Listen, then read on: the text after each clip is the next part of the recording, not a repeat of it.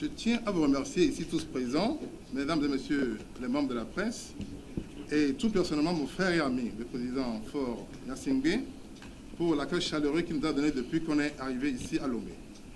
Je remercie également les leaders des partis politiques et les candidats pour les rencontres amicales et fructueuses que nous avons eues.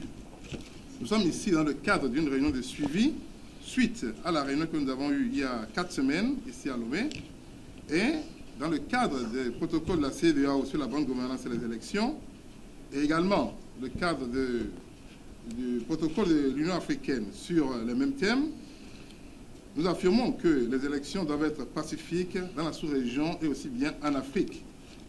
Et c'est en cela que, en tant que président de la CEDEAO, la visite que j'ai effectuée il y a 4 semaines était pour discuter de ces questions. Donc, j'ai discuté avec le président Faure, les leaders et candidats de l'opposition également, et écouté les préoccupations des candidats pour les traiter avant les élections. L'une des préoccupations qui avait surgi la dernière fois, à la dernière rencontre, était la question de la liste électorale.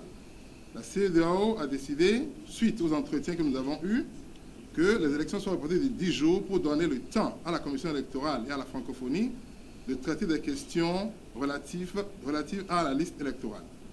Tout heureusement, à notre arrivée cette fois-ci, il n'y a plus de préoccupation à ce sujet. La liste a été suffisamment actualisée. La liste a été suffisamment actualisée et tous les candidats sont satisfaits et ont accepté de pouvoir évoluer avec cette liste pour les élections. À cette visite, il y a d'autres préoccupations qui ont été soulevées, notamment concernant le bulletin de vote, la transmission des résultats des élections, la sécurité du processus électoral et le vote par anticipation. Toutes les préoccupations des acteurs qui ont été soulevées ont fait l'objet de discussions d'entretien avec la CENI. Des réponses assez satisfaisantes ont été proposées par la CENI et il en ressort notamment qu'il y a un manque de communication entre la CENI et les candidats. À cet effet, nous avons demandé à la CENI d'organiser une conférence de presse où seront invités les médias et les représentants des partis politiques pour expliquer les diverses étapes relatives au processus électoral en réponse aux préoccupations des divers acteurs. La date de cette conférence sera fixée ultérieurement, mais le plus tôt possible avant les élections. Toutes les clarifications au sujet des élections seront donc données à cette conférence de presse.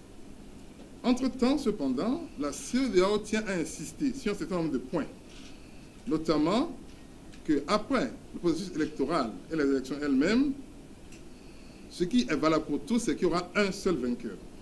Et le vainqueur, c'est la République togolaise, au cas où les élections se dérouleront de façon pacifique, transparente et équitable. La CEDEAO insiste donc qu'il y aura un seul vainqueur, mais que tous seront vainqueurs si les élections se déroulent dans un climat apaisé, en toute équité, et que tout le monde, dans ces conditions, accepte les résultats qui seront proclamés. Nous insistons également sur le fait que la CENI est la seule autorité habilitée à déclarer les résultats. Donc, nous invitons tous les candidats, tous les partis politiques à éviter de proclamer quelques résultats que ce soit, fussent-ils parcellaires. La CENI est la seule autorité en charge de la collation, de la compilation et de la déclaration des résultats. Donc, nous invitons tout le monde à respecter ce principe. La campagne se poursuivra donc comme elle est déjà en cours, et nous invitons tout un chacun à éviter toute sorte de provocation qui pourrait amener à une déstabilisation du climat de paix. La campagne est prévue pour finir 24 heures avant la date du vote, et tout le monde est invité donc à respecter ces délais. Voilà en bref les questions dont nous avons discuté à cette rencontre. Je vous remercie. Thank you. Un dernier point.